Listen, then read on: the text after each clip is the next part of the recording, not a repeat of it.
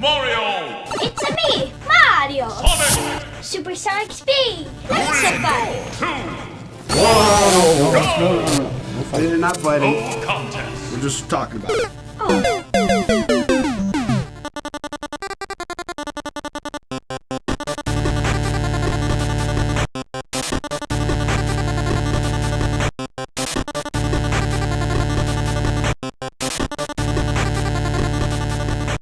Hello and welcome to the Nerd Card. I'm Phil. I'm Chuck. And today we're finally getting into some video games.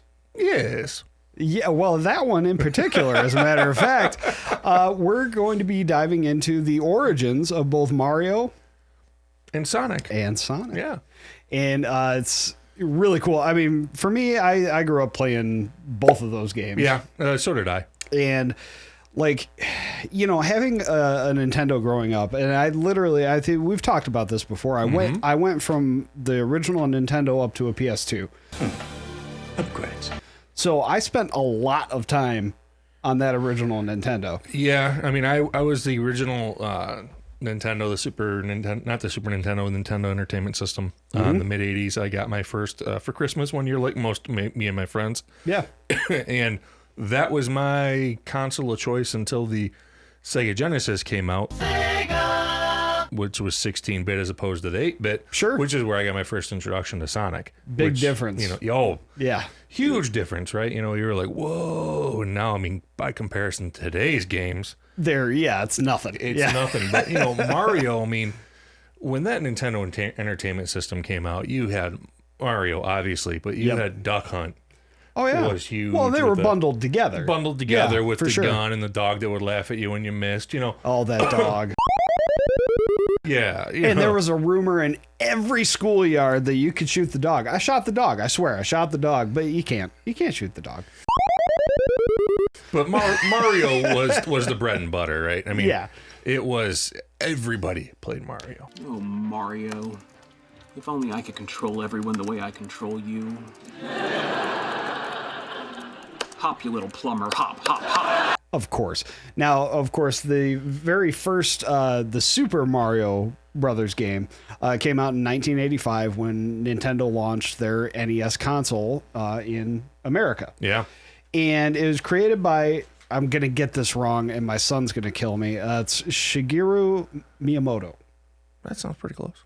It's not bad. And he's responsible for just about every Nintendo game ever. The Super Famicom? Yeah, well, he is responsible for that. And he's literally responsible for Mario, Luigi, all those characters, but also, you know, The Legend of Zelda and Link, and he's responsible for all of that, clearly too. Was their lead developer at that time. He's the guy in video games, plain and simple. We're not worthy! We're not worthy!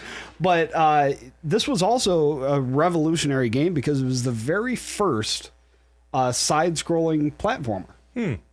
And that literally changed the face of gaming.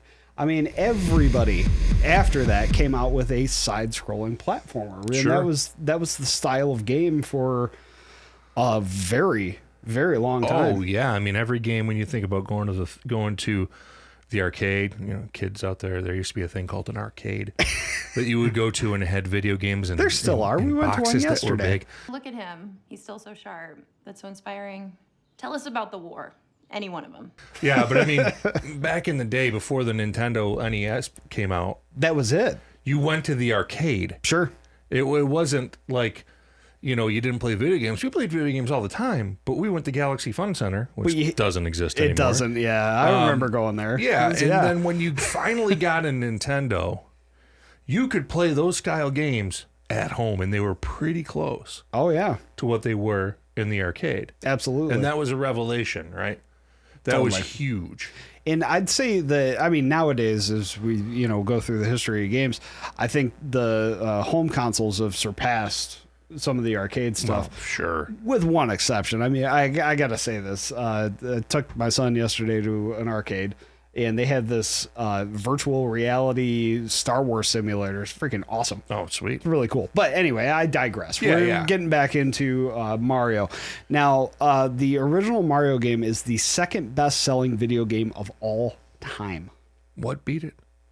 Another Nintendo game, of course. Okay. Wii Sports, which was packaged with the Wii in the original launch. No, that makes sense. So Who didn't Wii Bowl?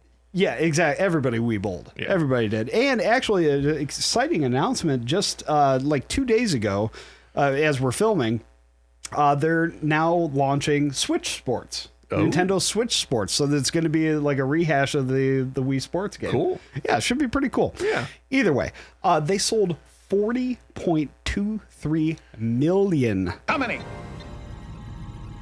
I asked you a question. Million copies of Super Mario Brothers. That's a lot of Mario.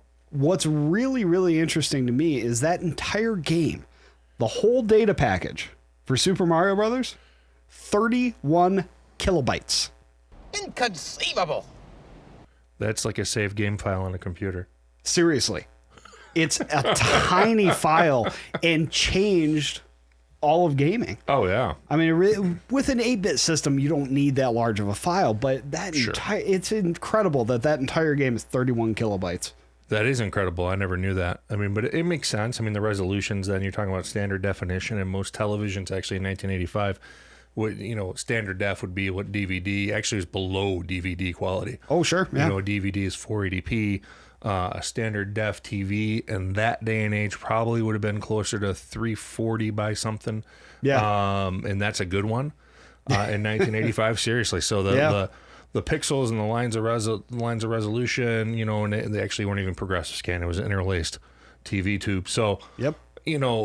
Yeah, the amount of data you would need is infinitesimal compared to today. Yeah, it's itty bitty. Now they, produce these things on what's essentially a Blu-ray disc with tons and tons. I mean, it's, 30, 40 gigs for most games these days. And you get into PC games. I mean, my games you play at Ultra 4K, 120 frames per second. Sure. I mean, the resolution's preposterous. Yeah, it absolutely is.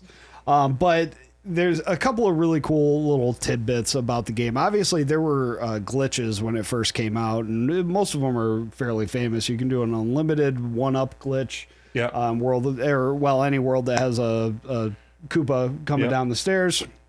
Block, block, block, block, block, whatever. But there's the minus world glitch, which you can do, and you end up in an infinite world where you just keep going. It never ends. It never ends. You just keep on going and going. Maybe they and going. programmed that in to be hell.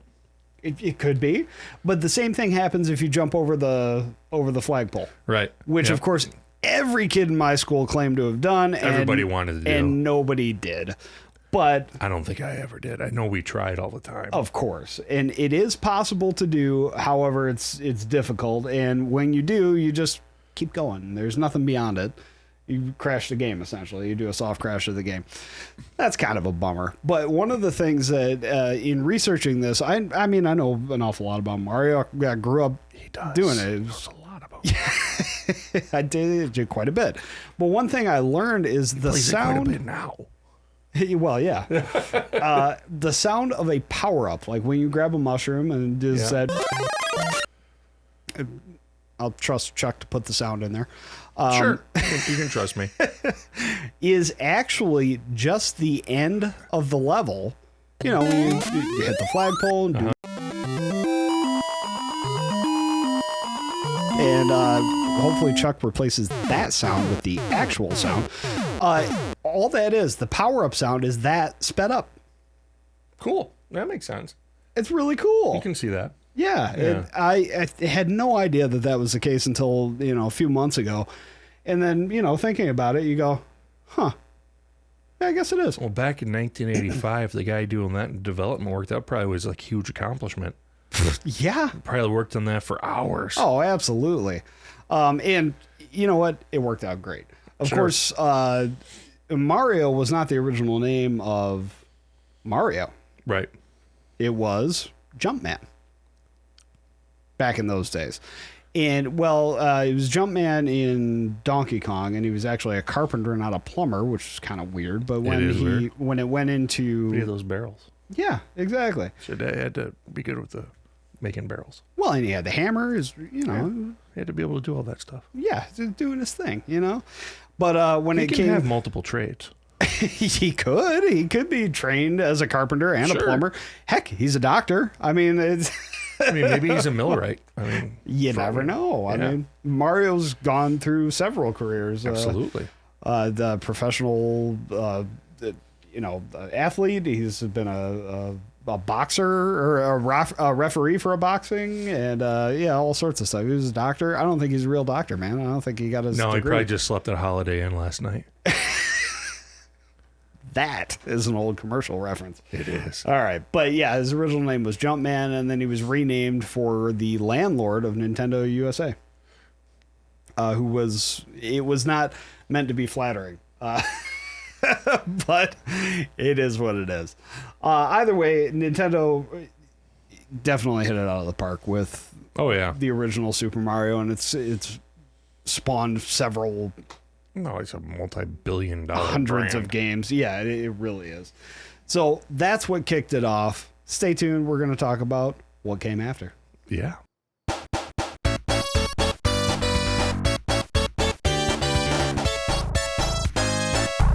So let's dive into Mario's rival? Counterpart? Rival?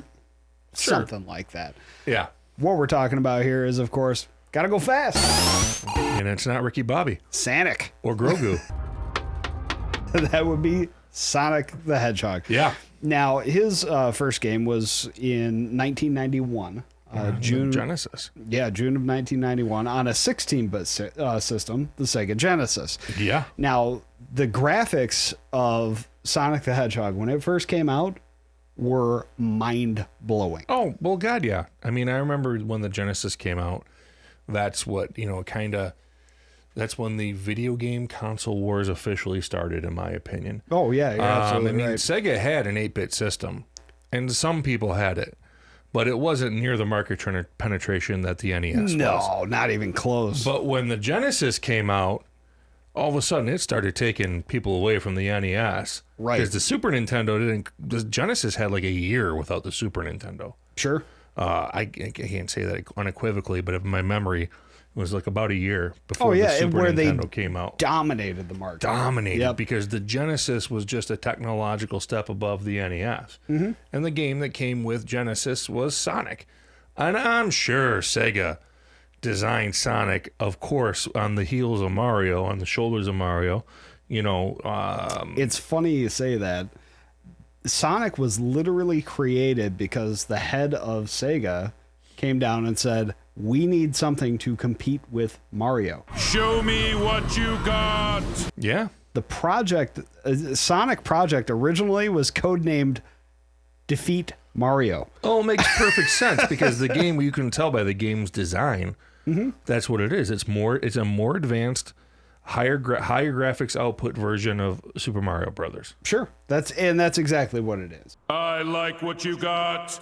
Good job. Yeah. They had to change a few mechanics because they couldn't get stuff that they wanted to have happen. Like originally Sonic was supposed to pick stuff up and interact with it and throw it and all that stuff. No, but you added different stuff that Mario didn't do. Exactly. Yeah. And that's really what set it apart. It was focused on speed and it just made it totally different. Yeah, and I love playing Sonic, right? I mean, I love Mario too, but to me, when you got into Sonic and you could go the real fast. Oh, yeah. Right, and as a teenager, in 91 when that came out as a teenager, and you got the Genesis system and Sonic came with it, and, and I got my first Genesis, I have a lot of money for games, so that's what I played. Sure. Until Christmas came and I got video games or I saved up money. But the Genesis playing Sonic, you get really good at it, right? You go home from school, you play video games. Oh, yeah. And I played Sonic a ton. And of course, back in that day, there wasn't, a lot of ways to save games. Couldn't just come back to it later. No, you had to keep playing. You had to keep playing.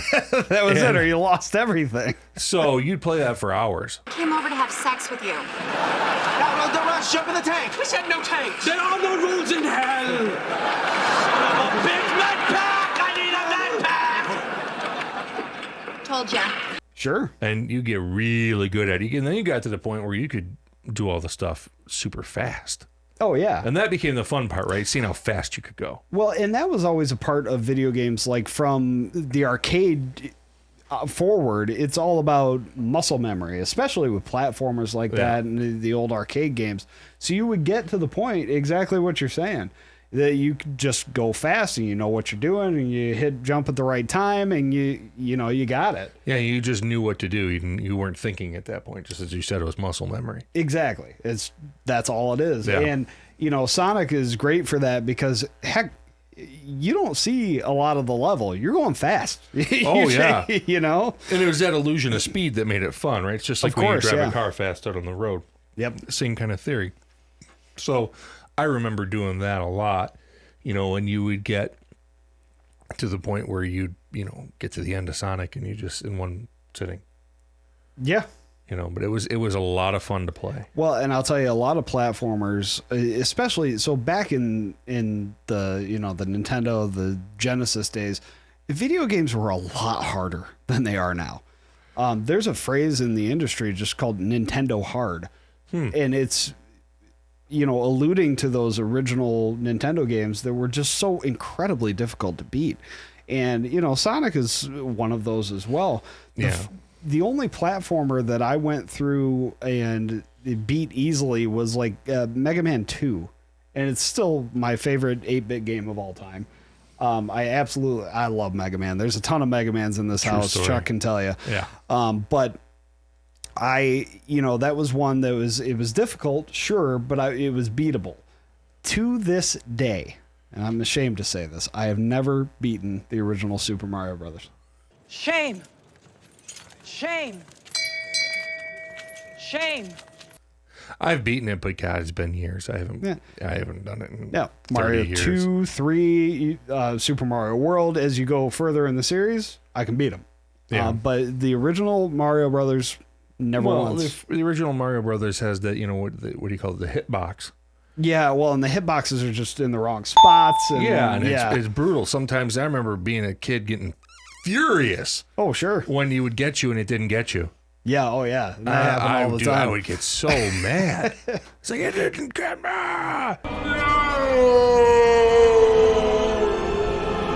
Yeah. You know, and yeah. that's, you know, when you say Nintendo hard, that's what I think of is the hitbox. Right. Well, and you go to a game like Super Mario 3 and the hitbox for like the end boss is just the top half of the end boss. He can literally jump right on you and you're fine.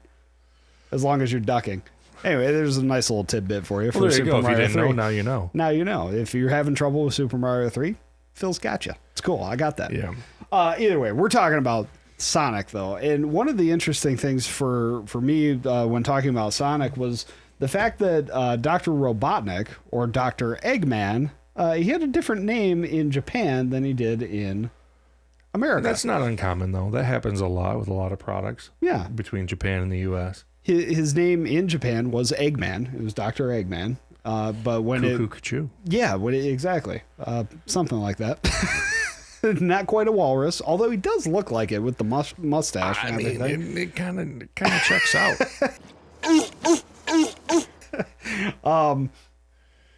When it was gone offshore, when it was outside of Japan, he was Dr. Robotnik. Well, they've since gone back and like retconned it that Eggman was actually a nickname given by Sonic in kind of a jest way.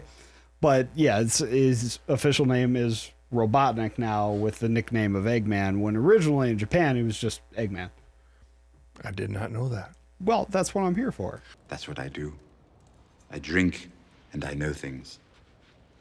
Little bits of trivia, man. That's what I'm here for. But yeah, the Sonic was to me, like you said, he's the counterpart of Mario, and he was the next advancement of Mario. And then I think that also caused Nintendo then to try to go a step further with their next iteration of Mario. Oh, sure. You know, so like I said, the beginning of the console wars, which Sega ended up losing. They don't make consoles anymore. I don't know if they make games anymore. They do still make games. But Sonic though is just another Mario side character these days. Yeah. You get the Mario and Sonic at the Olympics, and that's a big series. Sonic does have his own games still, and Sega does make them. But it's definitely, you're absolutely right. Nintendo won the console wars hands down Between those two, and then some. And now has its own sector in the consoles because they don't really fight with Sony and Xbox. Sure. Sony and Xbox fight amongst themselves. Well, that's the console wars these days. It's PlayStation or Xbox. And Switch is over here just like, hey, come on back. Thor, he's back. We got Mario. Yeah, exactly. When you're done killing people on Call of Duty, come play Mario. Come play Mario. It's a great game, I promise. Yeah. And it is. That's the thing. Every time they release a Mario game, it's just so good. Yeah. No, I mean, obviously, I mean, it wouldn't have survived and sustained this long, either one, Mario or Sonic. True. If they weren't fun to play, because they're both of those games, whether it's Mario or Sonic, are at the essence of how video games started, of just a no-brainer, just to sit back, try to accomplish tasks. Yes, you have your muscle memory. Yes, you have your hand-eye coordination skills to try to advance the levels, but there wasn't anything complex thought going into it. You play some of these console and PC games that are advanced now, you got to think stuff through. Oh, sure. To what, is 3, 4, 5, 6, 7 weeks to evolution of video games. Yeah. But these are old, against, you would now call these arcade style games, right? You wouldn't call all the PC games, a lot of them role-playing games or first-person shooters. These are just strictly sit back, relax, and enjoy the ride. And enjoy. Grab a ring, grab a mushroom, enjoy yourself. And that's exactly what they are as platformers. The one thing I do want to mention before we wrap it up is, of course, the iconic music of both Mario and Sonic. Beep, boop, beep, boop, beep, beep, you can't think about Mario without hearing that song in your head. And it's something that, we spent hours with as kids because we played it all the time. So it resonates with us. It's part of the nostalgia of what makes Mario and Sonic so great. But Sonic was one, when its when its game dropped, that soundtrack is stupid good. Yeah, it's fun. They have some of the best video game music of any of them. Like Sonic 3, Michael Jackson wrote most of it. I always hear, really I know it's simple, but I always hear Sega. Oh my goodness. When thinking about Sonic, because that's how the cartridge started. Of course. And that's like an eighth of the cartridge size of the original game. Just that. Sonic running back and forth and Sega. It's an eighth of the memory in that cartridge. Yeah. Absolutely insane. But I thought a really cool thing is the actual very first appearance of Sonic was not in a video game. It was on a tour from a band called Dreams Come True out of Japan. So they toured around Japan. They had Sonic plastered over all of their stuff. Sponsored by Sega? It was sponsored by Sega. It was to promote the Sonic video game. But the neat thing is the bassist of this band, and I'm going to butcher this pronunciation. Better you than me. Masato Nakamura. What he said. Who are you then? It's that. We'll Google it, whatever. Masato Nakamura was... Nakatomi Tower? the bassist of this Dreams Come True band, and he was actually contracted to create the music for Sonic. That's interesting. And that's why Sega sponsored their tour, and he wrote some awesome music.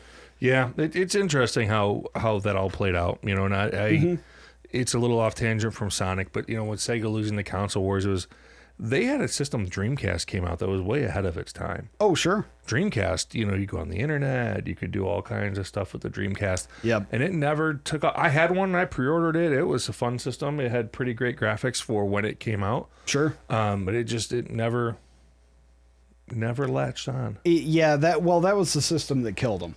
Yeah. They didn't produce one after that.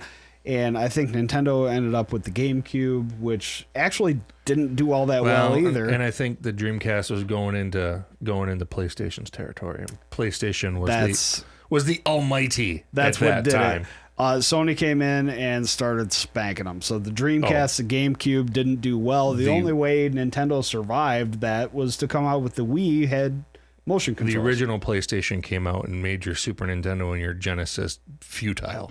Resistance is futile. Your life, as it has been, is over. Oh, yeah, absolutely. I remember trading them both in on a deal at Beverages. You get $100 per system and $10 per game, and I traded everything I had in and got a PlayStation and game for like $30. Oh, yeah. And it was... And now it's the same thing. You go back and look at those games now, and you're like, yikes. No, but compared to what you were playing before, oh boy. Leaps and bounds. Yeah, and above, that's, and that was Sega's. If Sega, who knows what would have happened if Sega would have continued on and tried to just punch with Nintendo, with Sonic games or Mario games, maybe there might be something different today. But they tried to fight PlayStation and they lost bad. Yeah, they did. These systems hurt real bad, mister. The funny thing is about that Nintendo was actually part of the development of the PlayStation. They had tried to develop something with Sony it was a disc player video game system, and Nintendo kind of went, nah, that ain't gonna work. Well, Sony said we're gonna go ahead and disagree with you. you know what? We're gonna try it. Let's see. We'll see how it goes. They did kind of good. Yeah, they did very good. All right, that's gonna wrap it up for Mario and Sonic. Of and course, a little more. and a lot more. We ended up doing a little more than we thought we were going to there. But it won't be the last time we talk video games. Heck no. We've got an awful lot. It won't be the last time we talk Mario or Sonic, I'm sure. Either way, thanks for checking it out. And we'd like to remind you to check us out on YouTube, Facebook, Instagram, Twitter, SoundCloud, Spotify, all that good stuff. We are out there. Remember to share us with all your nerd friends so they can join in the party as well. And with that, we will say, what's on your nerd card?